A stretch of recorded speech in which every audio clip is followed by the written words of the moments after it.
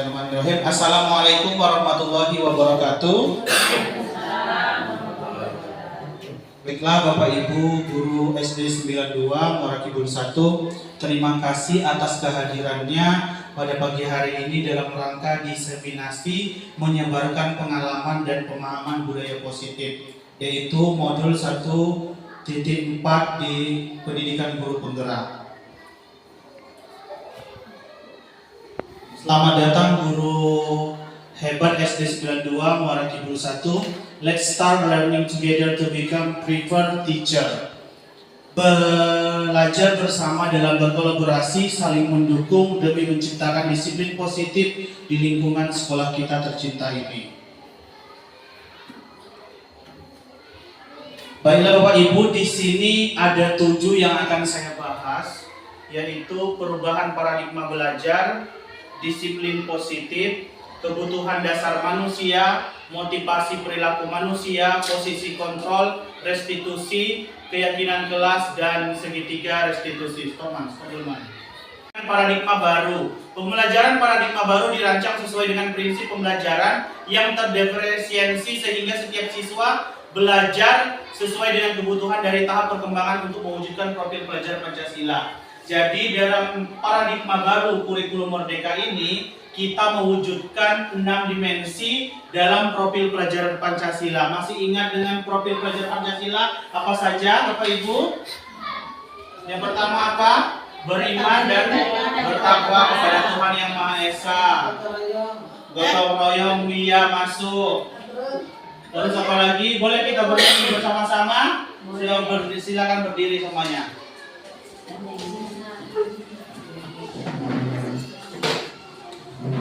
Belajar Pancasila, beriman dan bertakwa pada Tuhan Yang Esa dan berakhlak mulia, berkebinekaan global, gotong royong mandiri, kreatif dan bernalar kritis. Terima kasih, bertepuk tangan bersama.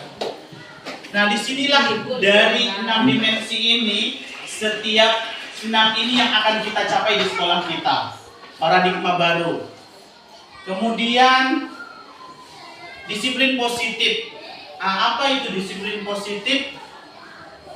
Sesuatu yang dilakukan kepada orang lain untuk mendapatkan kepatuhan, dan seringkali kata disiplin berbanding lurus dengan kata tidak nyaman. Jadi ketika kita buat disiplin, merasa tidak nyaman dengan disiplin yang sudah kita terapkan. Kemudian sebagai pendidik, tujuan kita adalah menciptakan anak-anak yang memiliki disiplin diri sehingga mereka dapat berperilaku sesuai dengan nilai-nilai kebijakan universal serta memiliki motivasi intrinsik bukan intrinsik. Kemudian disiplin positif merupakan salah satu cara untuk menerapkan nilai-nilai untuk menumbuhkan kesadaran serta memberdayakan anak untuk melakukan sesuatu tanpa iming-iming hadiah, ancaman, hukuman, dan sesuai dengan kesadaran sendiri. Jadi Bapak Ibu, selama ini kita menerapkan budaya positif itu bukan budaya positif, tapi aturan. Jadi kita ganti dengan disiplin positif. Anak-anak itu bukan sesuatu yang kita iming-iming hadiah dengan cara mengambil sampah, dengan cara apa dia kita iming-iming hadiah, itu tidak boleh karena akan ditagih ketika kita sering memberikan hadiah. Kemudian juga bukan ancaman. Kalau kalian tidak mau sampah atau mengambil sampah, maka saya hukum. Nah, itu tidak boleh Bapak Ibu kita harapkan. Karena ini disiplin positif. Kemudian hukuman. Jadi ketika kita menerapkan disiplin positif, maka akan timbul kesadaran sendiri. Tanpa kita suruh, tanpa kita arahkan, mereka akan menyadari apa itu disiplin menurut mereka. Kemudian kebutuhan. Nah, dari 5 inilah yang akan kita berikan kepada murid kita. Bertahan hidup. Bagaimana kalau dia mau belajar, dia sendiri tidak bisa bertahan hidup? Bagaimana dengan cara apa? Ketika pagi-pagi kita perhatikan murid-murid kita, apakah dia sudah makan? Apakah sudah diberikan sarapan pagi-pagi? Bagaimana caranya untuk belajar kalau dia tidak bisa untuk bertahan hidup? Yang kedua, kasih sayang dan diterima. Yang diterima mereka apakah sudah ada di rumah? Kita dilakukan asesmen, yaitu penilaian dengan anak-anak. Kita perhatikan bagaimana anak sudah dapatkah kasih sayang, bagaimana untuk nyaman belajar. Kalau yang kedua ini belum diterimanya. Kemudian penguasaan diri mereka. Bagaimana kekuasaan mereka bukan berarti dia untuk bebas. Lanjut ke kebebasan mereka. Mereka bebas boleh Bapak Ibu, tapi tetap dalam kontrol kita, dalam pengawasan kita. Dan yang kelima itu tidak boleh kita hilangkan kesenangan. Kesenangan mereka jangan kita larang. Apabila kesenangan itu berupa negatif, maka kita arahkan. Bagaimana caranya untuk kembali ke kodratnya yang sebenarnya. Kemudian selain kebutuhan dasar, ada motivasi perilaku manusia. Kita lihat yang pertama, menghindari ketidaknyamanan dan hukuman. Ini yang sering kita lakukan di sekolah. Murid melakukan disiplin karena ia takut dihukum. Ini merupakan motivasi ekstrinsik. Nah, ini yang tidak boleh tadi. Jadi murid melakukan disiplin karena takut dihukum. Jangan Bapak Ibu. Bukan karena dihukum. Kemudian mendapatkan imbalan atau hadiah. Murid melakukan disiplin diri karena ia mendapatkan imbalan, merupakan motivasi ekstrinsik. Itu tidak boleh juga Bapak Ibu. Dan terakhir, menghargai nilai-nilai kebajikan diri sendiri. Murid melakukan disiplin diri karena sadar akan nilai kebajikan dirinya. Ini merupakan motivasi intrinsik. Nah, ini motivasi dari dalam dirinya karena sadar akan nilai kebajikan. Bagaimana cara menumbuhkannya? Berikan pertanyaan-pertanyaan pemantik, misalnya berikan motivasi, kalau lingkungan sehat seperti apa, berikan motivasi-motivasi. Kemudian konsep disiplin dengan identitas gagal. Nah, disinilah yang sering kita lakukan, ternyata salah selama yang ini. Hukuman dan penghargaan. Hukuman itu akan berefek apa? Yang pertama menyakitkan. Yang kedua tidak nyaman. Yang ketiga murid takut. Murid menyembunyikan kesalahan. Dia tidak akan jujur karena dia merasa takut. Dan murid menjadi rendah diri. Selalu dimarah-marah. Selain hukuman, penghargaan itu juga tidak boleh. Karena yang pertama tidak efektif. Ketika kita memberikan suatu iming-iming, maka dia yang ada dalam pikirannya hanya ingin imbalan saja. Merusak hubungan. Si A tadi dapat hadiah, yang si B tidak, akibatnya iri. Kita ambil yang positif dan negatifnya. Mematikan kreativitas. Akhirnya yang sering dapat hadiah pasti itu saja. Mematikan kreativitas yang lain. Sekarang kita kurangi. Tidak bisa kita langsung hilangkan, tapi kita berkurang secara perlahan. Menghukum dengan sistem ranking, maka berbodoh, pintar tidak ada. Dan yang terakhir, merampas hak menghargai dirinya. Jadi yang tidak pernah dapat hadiah tadi merasa terampas, dia tidak mendapat penghargaan dari guru. Selalu itu saja. Nah, ini yang disebut dengan disiplin dengan identitas gagal, hukuman dan penghargaan.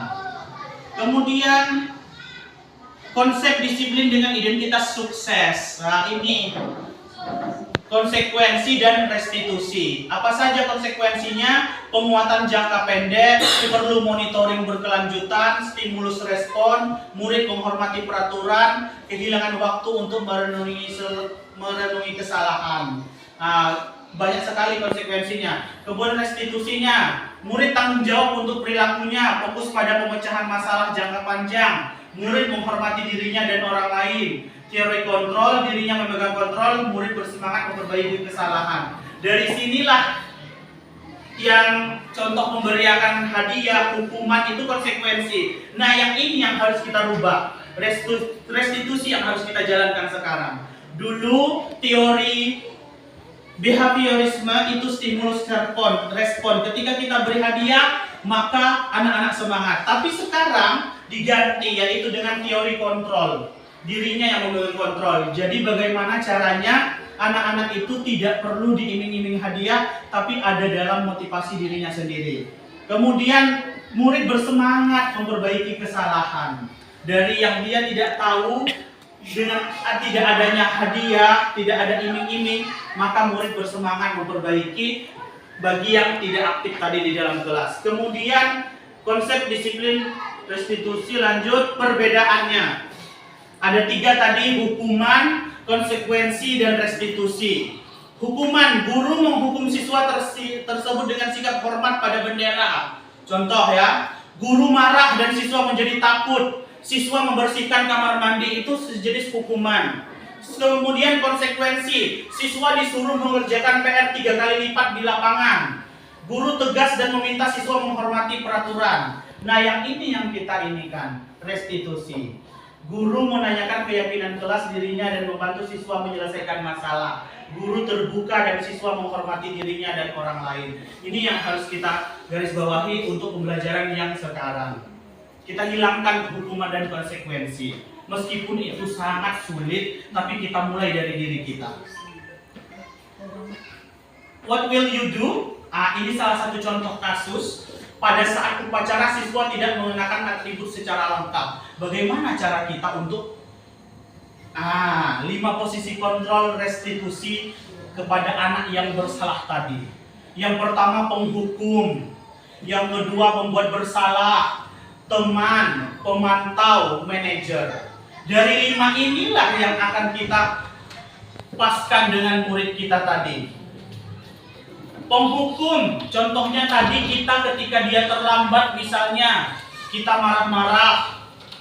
Membuat bersalah, dia merasa berbuat salah ketika kita marah-marah. Nah, kadangkala ini disalahartikan. Kita sebagai guru, sebagai teman bagi siswa, bagus untuk kita lakukan, tetapi tetap dibatasi antara mana yang namanya guru dan mana yang teman. Tapi bagus Bapak Ibu kalau untuk di kurikulum Merdeka, kalau sebagai teman itu mereka lebih terbuka, lebih mengakui kesalahan, bertanggung jawab apa yang sudah dilakukan. Kemudian sebagai pemantau kita, dan terakhir sebagai manajer. Sebenarnya dalam pendidikan guru penggerak yang sudah kami pelajari, yang paling bagus untuk dilaksanakan adalah sebagai manajer, yaitu sebagai pemimpin pembelajaran. Nanti kita akan bahas seperti apa sebagai manajer tersebut. Contoh penerapan posisi 5 kontrol tadi. Penghukum, ini yang terlambat tidak mematuhi atribut tadi. Contoh kalimatnya, patuhi aturan sekolah sekarang baris di sebelah sana secara terpisah. Sering kan kita pada saat upacara kita pisahkan anak, misalnya yang terlambat. Membuat bersalah, kalimat yang kita keluarkan, Bu guru harus bilang berapa kali kamu benar-benar membuat ibu kecewa. Ketika kita marah seperti itu, si anak tadi merasa salah saya. Teman, ayolah taati peraturan, kali ini ibu maafkan, kali ini patuhi aturan ya. Tetap kita marah, tapi kalimatnya berbeda. Tetap kita ingatkan dia dengan sesuai dengan aturan. Pemantau, kamu sudah melanggar. Kita sebagai pemantau tadi, jadi apa aturan dan konsekuensinya kita tanyakan. Dia kalau sudah tahu apa aturan yang tadi, dia akan menyadari sendiri. Itu sebagai pemantau. Dan yang terakhir sebagai manajer, apakah kamu tahu kesalahanmu? Kira-kira bagaimana kamu akan memperbaikinya? Itu sebagai manajer. Kita tanyakan dulu apa kesalahanmu. Setelah itu kapan akan memperbaikinya? Mulai kapan? Kira-kira bagaimana kapan kamu akan memperbaikinya? Ini sebagai posisi kontrol, ada 5. Nanti kita bisa menyadari kita bagaimana posisi yang mana sebagai guru. Apakah ada 2 kita sebagai pemantau atau sebagai penghukum? Nah, tapi saran kami untuk sekarang, jadilah kita sebagai posisi manajer, apalagi kita di lingkungan pendidikan dasar. Ini adalah keyakinan kelas. Bapak Ibu, biasanya kita punya aturan tata tertib di kelas masing-masing. Kemudian juga di dalam kantor ada aturan. Dalam pendidikan guru penggerak yang kami pelajari sekarang, saya mengajak Bapak Ibu wali kelas yang sudah diterapkan aturan, segera kita hilangkan aturan, tapi diganti dengan keyakinan kelas. Bagaimana cara membuat keyakinan kelas? Kita kumpulkan anak pada saat ajaran baru masuk. Kita tanya kepada anak-anak, mereka dilibatkan membuat aturan, membuat keyakinan, tapi tidak boleh lagi kata aturan, keyakinan. Keyakinan kelas, maka mereka insya Allah akan ikut. Kenapa? Karena merasa terlibat. Bapak Ibu, ayo anak-anak, apa kira-kira aturan kelas kita? Bisa dijawab, apa misalnya contohnya? Datang tepat waktu, ditulis di papan tulis. Kemudian apa lagi? Pasti ada dari mereka. Tidak boleh ini Pak, bercerita pada saat belajar. Apalagi kira-kira? Kita langsung tanyakan. Aturan kelas. Bagaimana pembentukan keyakinan kelas? Lebih abstrak dari peraturan, jadi lebih jelas.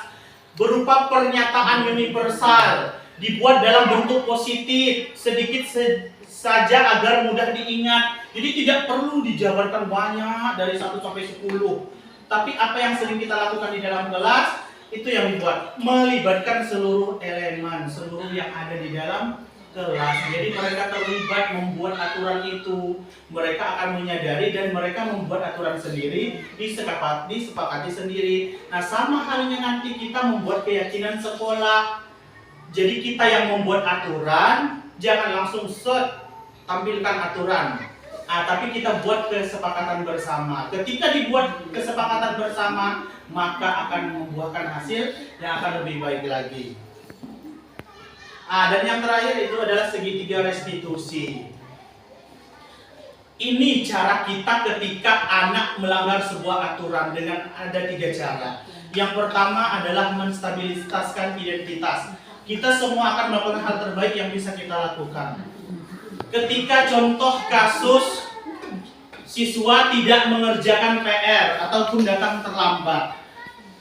Segitiga restitusi ada 3. Yang pertama menstabilitaskan identitas. Jangan kita sebagai guru langsung tiba-tiba datang, kamu terlambat, pulang, ataupun langsung marah.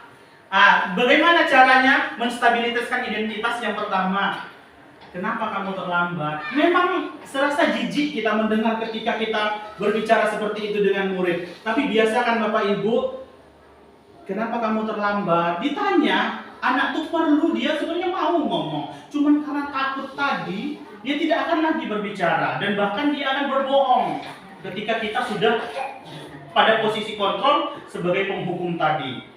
Coba kalau sebagai manajer, menstabilitaskan identitas itu kita akan menyadarkan bahwa anak, Bapak dulu juga sering terlambat. Kita ingatkan bahwa menstabilitaskan identitas adalah kegagalan adalah suatu proses, tidak langsung suatu anak itu berhasil. Banyak kok orang-orang pintar tidak langsung pintar. Siapa dulu yang di dalam pelajaran agama yang batu menetes di air menetes di batu? Ibnu Hajar. Ibnu Hajar itu sangat bodoh. Tapi apa? Buku-bukunya sangat terkenal dan sampai sekarang dikenal orang. Dia bodoh, dilabelkan bodoh kepada Ibnu Hajar. Saking dia bodohnya, dia lihat tetesan batu di air menetes batu bisa bolong. Dia berpikir batu saja bisa bolong karena air. Bagaimana kalau akalnya diasah? Itu yang kita tanamkan dengan anak. Jadi menstabilitaskan identitas itu artinya kita menggambarkan ke anak bahwa kegagalan itu merupakan suatu keberhasilan nantinya. Yang kedua, validasi. Tanya dulu kenapa dia ini terlambat, jangan langsung disalahkan. Entah dia masih menyiapkan sarapan adiknya. Kita gali informasi dari dia, jangan langsung dimarah-marah. Dan menanyakan keyakinan. Apa keyakinan? Ditanyakan keyakinan yang sudah dibuat di dalam kelas tadi. Kira-kira keyakinan apa ya yang telah kamu langgar? Ingat gak waktu kita buat keyakinan dulu? Akan sadar. Bagaimana untuk tindak lanjutnya?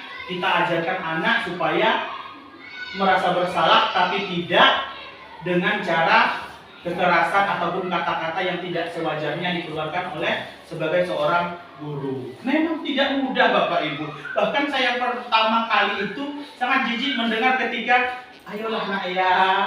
Kita tidak pernah seperti itu karena kita sering ribut dengan anak, teriak-teriak. Ternyata ketika masuk dalam guru penggerak Bapak Ibu, memang benar-benar harus menjadi guru yang baik. Memang terkenang anak itu takut, tetapi akan terekam ke otak mereka sampai kapanpun.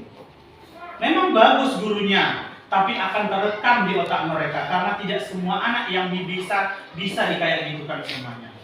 Jadi dengan cara 3 ini menstabilitaskan, validasi, menanyakan keyakinan, bagaimana keyakinan kelas kita tadi.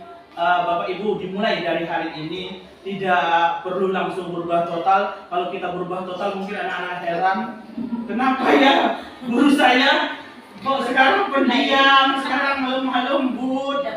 Iya, tapi tidak Bapak Ibu, kita perlahan mulai merubahnya. Kenapa? Karena dalam suatu pendidikan itu kalau diawali dengan kejam, apalagi kelas 1, 2, 3. Apalagi kelas 1, pas masuk kelas 1 tuh mereka akan terancam. Tiba-tiba dari TK, hahaha, tepuk tangan, bernyanyi-nyanyi, tiba masuk kelas 1 merasa terkejut dengan adanya guru yang seram. Akhirnya apa? Kami mau pulang aja lah, balik lagi ke TK. Karena apa? Karena di masa transisi antara peralihan itulah kita tidak apa-apa jadi ini. Merasa kayak, bukan berarti kita rendah di mata anak-anak, tidak Bapak Ibu. Tapi bagaimana caranya kita untuk menjadi yang lebih baik lagi. Thank you so much, love to spend time with great teacher. Terima kasih atas semuanya telah bergabung dengan Bapak Ibu guru hebat. Itu saja mungkin untuk hari ini, yaitu modul 1.4 budaya positif yang kita terapkan menjadi posisi manajer. Bagaimana menjadi setelah manajer, bagaimana cara untuk meyakinkan mereka dan untuk mengatur posisi kontrol mereka. Dan terakhir tadi yaitu segitiga restitusi, bagaimana caranya ketika kesalahan itu bukan sebagai penghukum, tapi bagaimana kita secara mendidik. Sama halnya dengan kita mendidik, bukan kita menuntun. Seperti Ki Hajar Dewantara mengatakan, kita ini guru sebagai menuntun, bukan menuntut. Beda antara menuntun dengan menuntut. Apa yang sudah menjadi kesalahan-kesalahan mereka di sekolah, kita hilangkan garis-garisnya. Tapi kita tidak boleh berubah. Sama halnya kita sebagai guru ini seperti menanam jagung. Jagung yang kita tanam tidak akan bakal tumbuh menjadi pohon kelapa ataupun pohon-pohon yang lain. Jagung yang kita tanam, kita tumbuhkan, kita suburkan dengan cara apa? Menebalkan garis-garis yang sudah ada. Garis yang jelek kita dihapus perlahan. Itu tidak akan bisa kita hilangkan, tapi kita hapus perlahan. Jadi kita tinggal menebalkan garis-garis yang ada dalam kondisi anak. Itu saja Bapak Ibu, terima kasih banyak atas waktunya Bapak Ibu guru hebat semuanya. Terima kasih atas waktunya. Mudah-mudahan kedepannya kita akan melaksanakan bagaimana budaya positif dan menjadi guru yang lebih baik lagi. Terima kasih. Wassalamualaikum warahmatullahi wabarakatuh. Mungkin ada peserta yang ingin bertanya seperti apa? Silakan.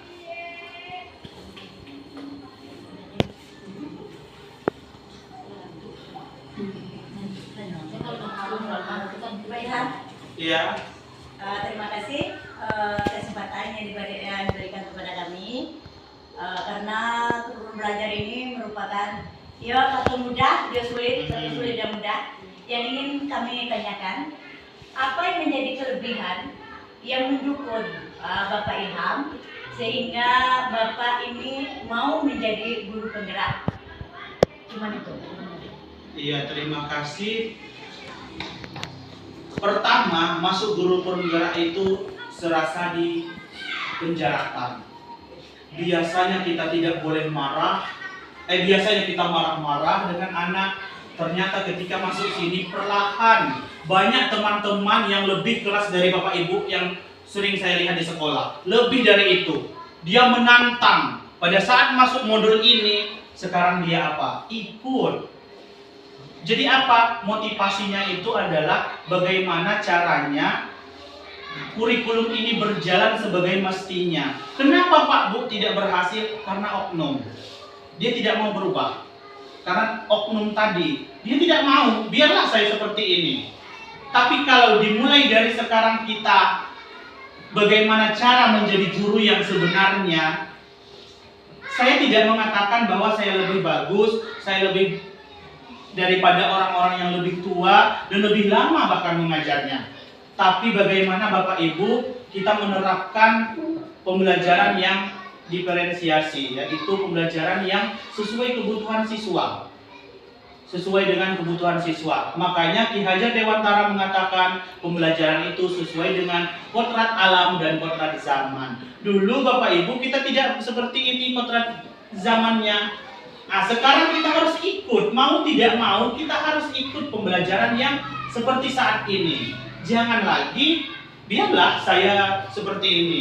Saya dulu dari dulu sampai sekarang seperti ini. Ayo kita bersama-sama, tidak harus langsung, perlahan. Mungkin itu, jadi motivasinya itu untuk mulai dari diri sendiri.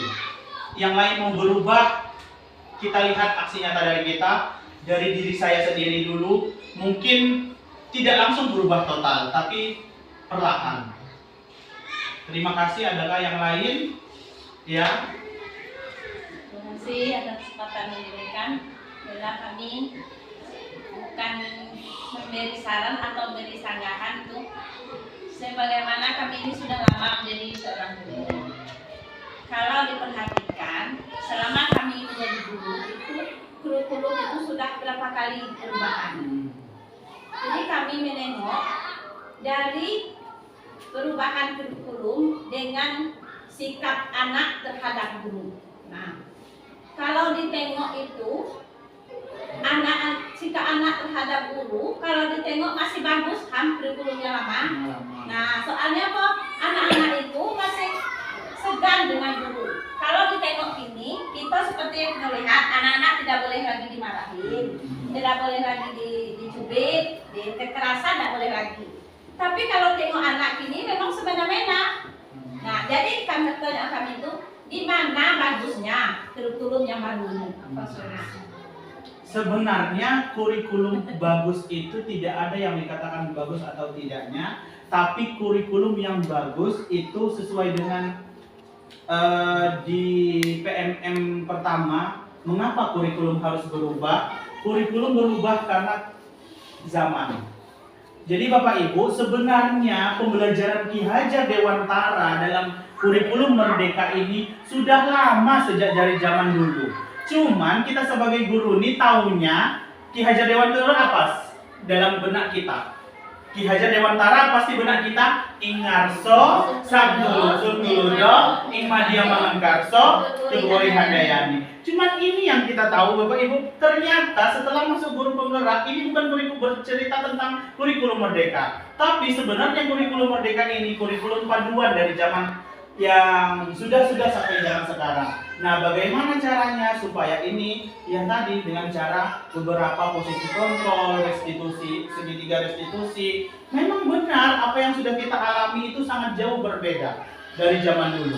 Tapi bagaimana cara kita menghilangkan kekerasan, bullying, ataupun yang lainnya supaya tidak terekam kejelekan guru terhadap anak. Pasti Bapak Ibu masih ingat apa yang pernah tidak baik dilakukan oleh guru dengan kita.